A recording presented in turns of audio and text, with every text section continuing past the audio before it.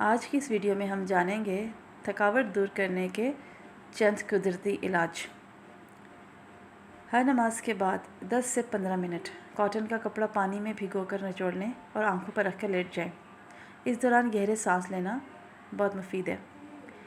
رات میں 3 کھجور گٹلی نکال کر 1 گلاس سادہ پانی میں بھگو دیں۔ صبح اٹھ کر یہ پانی پی لیں اور کھجوریں خوب چبا کر کھا لیں۔ 10 سے 15 منٹ کی روزانہ ورزش ضرور کریں۔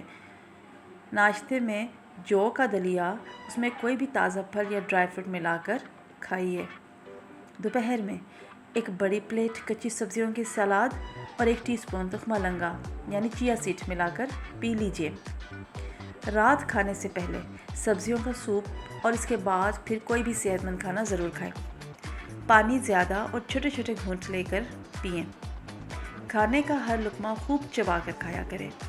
دن میں کم از کم 1 بار اپنے لیے وقت نکالیں اور سورۃ الرحمن کی تلاوت ضرور سنیں۔ انسانوں کو فوراً معاف کر دیا کریں۔ اپنی غلطیوں پر معافی مانگ لیا کریں۔ شکایت نہیں کریں، مشورہ دیں۔ اللہ تعالیٰ کی دی گئی تمام نعمتوں پر اللہ تعالیٰ کا بے حساب شکر ادا کریں اور آخر میں ہر گھنٹے بعد اپنے دماغ سے یہ سوال ضرور کریں: کیا حال ہے بھائی صاحب؟ کیا سوچ رہے ہیں؟